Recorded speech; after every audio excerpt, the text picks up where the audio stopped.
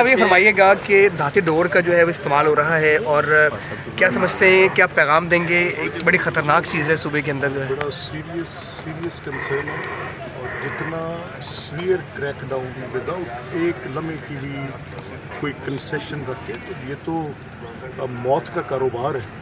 और जैसे ये मौत बांटी जा रही है, ये किसी गेम के नाम पे इस तरह की, ये तो लगता है जैसे वो इन लोगों को बड़े आईनी हाथ के साथ और बड़ी सख्ती के साथ गवर्नमेंट नोज़ के कहाँ पर इनके अड्डे हैं, कहाँ पर ये बनती हैं, कैसे है। तो इसमें चीफ मिनिस्टर की क्लियर इंस्ट्रक्शंस भी गई हैं, वो कुछ सेफ्टी इंस्ट्रक्शंस भी चली गई हैं बाइक राइडर्स के लिए। वो उन्होंने कोई अरेंजमेंट भी किए हैं कि उसको सेफ्टी उसके ऊपर देने के लिए इसको जितनी सख्ती के साथ किया जा सके करना। अभी जिक्र किया जो धाती डोर है, क्या हुकूमत की ये नाकामी नहीं है कि हम बजाय उस माफिया का गला घोंटने के हम अपना मोटरसाइकिलों पर धाती राड लगाना शुरू कर दें?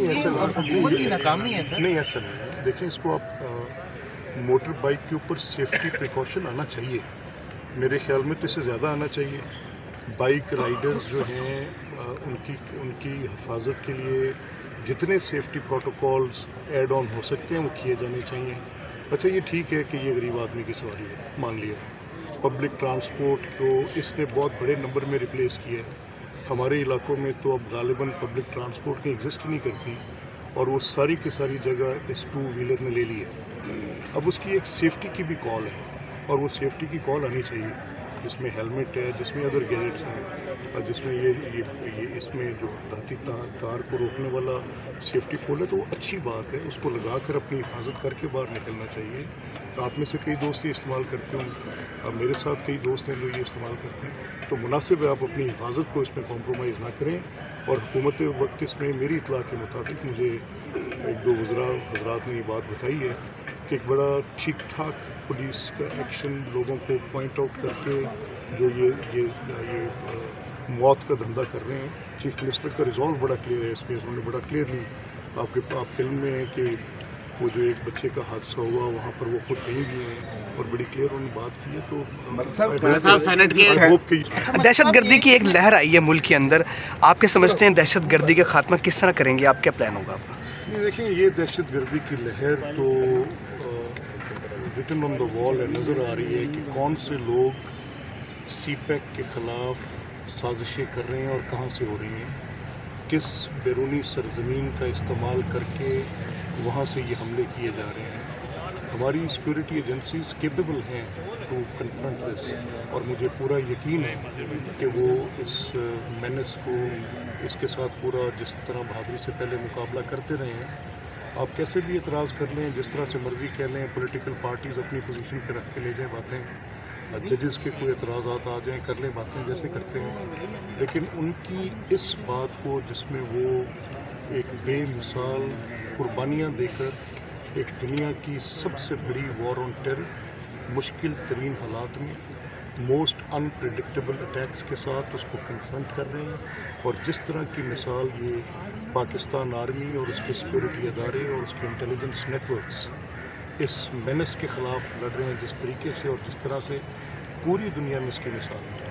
इतना बड़ा और इतना तवील और इतना लंबा कॉम्बैट, ये दुनिया की मुश्किल तरीन जंग है जो मुझे और आपको और सबको समझनी है।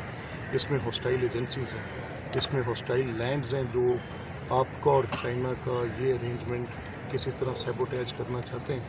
और ये वो लोग हैं जो अपनी जानों की परवाह न करके इसको नबर्द आज़मा हो रहे हैं।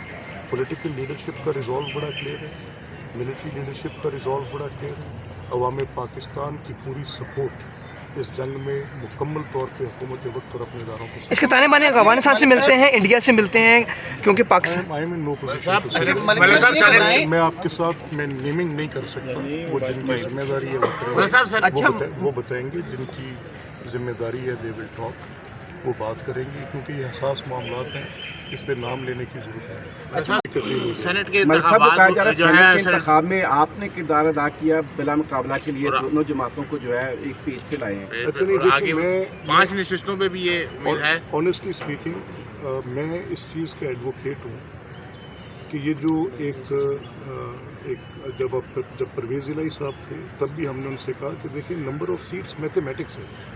اگر یہ شور جو اس وقت Tehreek Insaf to there suitability, ان کے 4-5 سینیٹرز ایسے تھے جن کا عرف عام میں پتہ تھا سب کو کہ ان کی کوئی اور کریڈیبلٹی پولیٹیکل ان کی ریزننگ نہیں تھی ادر دین کہ وہ بہت مالدار تھے، اور اتنے مالدار تھے کہ وہ سینیٹ تک پہنچ گئے. اب یہ ان کی ریزن سی ٹو بی دیر، اور اسی جماعت کا یہ شور تھا، اور بڑے انہوں نے کیمپین چلائی. اور آپ کو یاد ہوگا علی موسیٰ گیلانی کی ایک وہ کانکوکٹڈ سی ایک ٹیپ بھی انہوں نے نکال دی ہے جس پہ بڑا شور مچا، بعد میں انکوائری میں ان کو ان سے نکالا. تو اس سارے میس کو as long as I am speaker میں اس دور کے اندر نہیں جانے دے سکتا. تو میں نے ان سب سے یہ کہا کہ میتھمیٹکس ہے، آپ دیکھ لیں کہ کتنے ووٹس پر ایک ممبر بننا ہے، اس کے بعد آپ یہ گراؤنڈ مت چھوڑیں، اور آپ اپنے آنریبل جو ٹو بی الیکٹڈ ممبرز ہیں ان کی انٹیگریٹی بھی بہت زیادہ ضروری ہے. اور وہ بڑے اچھے لوگ ہیں، بڑے جن لوگوں کے نام آئے ہیں آپ ایک ایک نام گن لیں، ان سب کی بڑی سروسز ہیں اس ملک کے لیے، بڑی ان کی قابل قدر خدمات ہیں.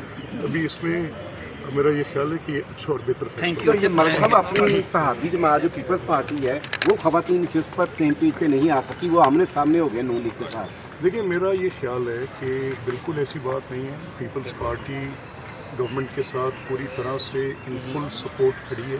یہ جو میں سمجھ رہا ہوں اور جو دیکھ رہا ہوں، بیکاز مجھے تو ملتے ہیں سارے فری کین ملتے ہیں، میرے پاس تو S I C P T I supported S I C بھی آتی ہے، میرے پاس آتے ہیں جو معزز ممبرز ہیں پیپلز پارٹی کے بھی. اب اس کی تھوڑی ٹرانزیکشنل ایشوز ہو سکتی ہیں کہیں نہ، کیونکہ آگے بائی الیکشنز ہیں، وہاں پر کینڈیڈیٹس دونوں پارٹیز کے پچڈ ہیں، کچھ اور ٹرانزیکشنل ایشوز ہو سکتے ہیں مے بی اس پوری ارینجمنٹ میں، لیکن ایسی بات نہیں ہے کہ ملک صاحب آپ کی جماعت نے بڑا رول ادا کیا ہے عدلیہ کی بحالی کے حوالے سے. ابھی کچھ ججز نے خط بھی لکھا ہے سپریم جوڈیشل کونسل میں مداخلت کے حوالے سے، اس کے اوپر آپ کا کیا موقع؟ دیکھیں آئی ایم لٹرلی فلیبرگاسٹڈ. میں تو خواہش کر رہا ہوں کہ یہ سارے جو معزز ممبرز بینچ پہ بیٹھے ہیں یہ تب بھی بیٹھے تھے جب یہ خط جو لکھا آج گیا ہے، تب تو ہم مطالبہ کرتے رہے کہ خط لکھ دیں، تب تو ہم کہتے رہ گئے کہ کوئی ایک فیصلہ، یہ 2018 کی پریمیسز پہ جو بات تھی، تو یہ خط لکھنا تھوڑا سا مجھے جن 2 فیکٹرز پہ لکھا گیا ہے، جن بات پر لکھا گیا ہے، اس سے بڑے فیکٹرز ان آنریبل ججز کے پاس دیے جاتے رہے کہ آپ ان کو ذرا کنسیڈر کریں.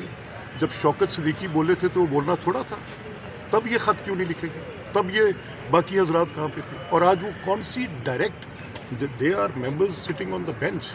میرا یہ خیال ہے کہ جس طرح کی یہ ٹیررزم کی ویو آ رہی ہے، تھوڑی سی ریسٹرینٹ زیادہ مناسب ہوتی کہ ان لوگوں کے مورالز کو اس طریقے سے آپ شیٹر کریں کہ ان کے اوپر جا بے جا الزامات لگیں. اگر کوئی ایسی بات ہے تو ٹھیک بات ہے. بار کاؤنسل نے کل بڑی اچھی بات کی ہے، all the bar councils came up with a very right thing کہ ٹھیک ہے اگر کوئی ایسی بات کسی جگہ پہ کسی انڈیویجول لیول پہ، اب اس کو ایک انسٹیٹیوشنل رنگ دے دینا، یہ اس کی ایک بڑی انہوں نے 2 واقعات اس میں کوٹ کیے ہیں. اب وہ 2 واقعات پروب ہونے میں کوئی حرج نہیں تھا، لیکن یہ جو دھندا 2018 سے 2024 تک تھا، ذرا اس پہ بھی تو نظر ڈالیں. جب جسٹس ثاقب نثار صاحب کی اپنی کورٹ بیٹھی تھی، یا کوئی ریسپائٹ ہی نہیں تھی، نیچے سے لے کے اوپر تک پوری کی پوری صورتحال تھی. واٹ واز ہیپننگ ان دا اسلام آباد high court, what was happening in the Lahore high court, کسی کو بھول رہ گئی ہے؟ تو اس وقت خطوط کیوں نہیں لکھے گئے؟ پک اینڈ چوز نہیں ہو سکتا سر، ناٹ ایٹ آل.